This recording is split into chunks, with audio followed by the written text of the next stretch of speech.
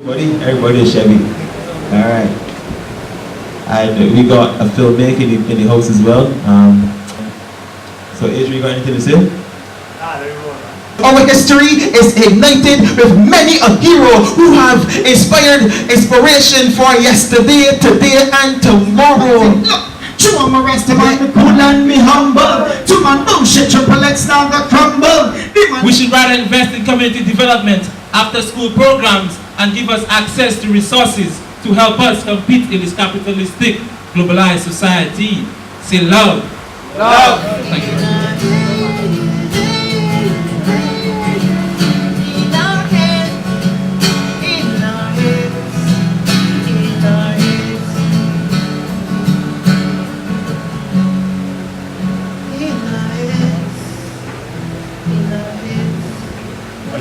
Calling it I done talk.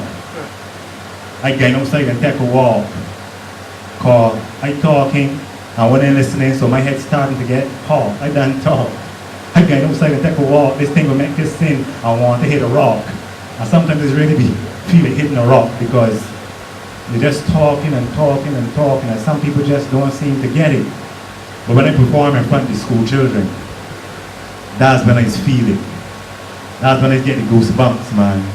Because you know they say the school children attention spans like this and they only like hip hop and dub and if they ain't got no rhythm and they can't dance so they don't want to listen, but the school children listening, man. They sit down and listen to 10 minutes of poem. You believe that? 10 minutes of mirror image.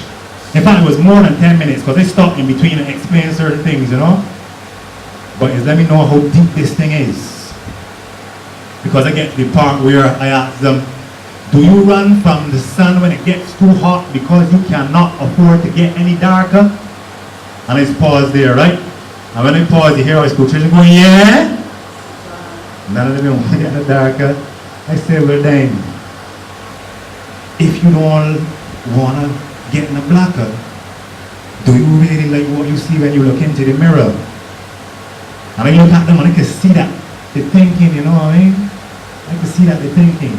And when I get off, a little girl, dark skin, dark, beautiful sister, you know, I see you, I can see her eyes, she was like, you, that was so good. And my heart just feel good, man. Because I can see some, she didn't say, yeah, that was hard. It was like, this you?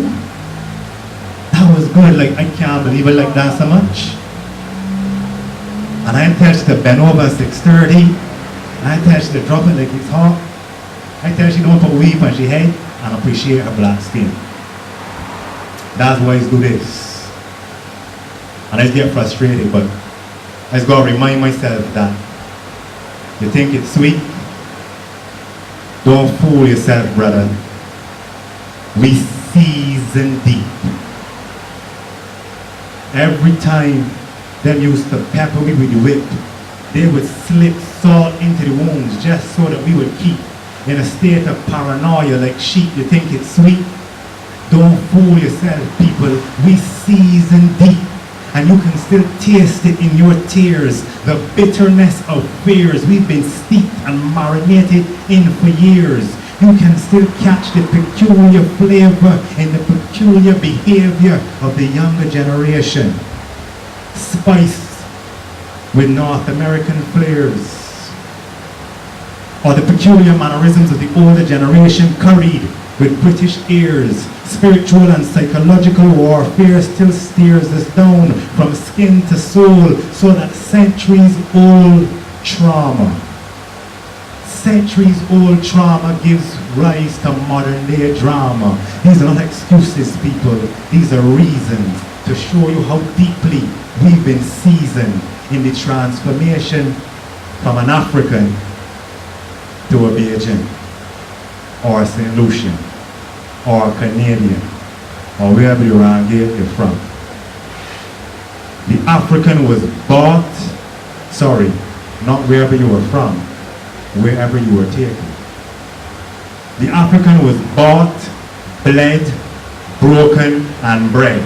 Bought, bled, broken, and bread until African men came to see responsibility to family as a case of flogging a horse that was already dead, and African women learned to see security as existing exclusively in a plantation owner's bed, and African children learned to sing hymns of praises to the slave master's heritage instead of to their own ancestors.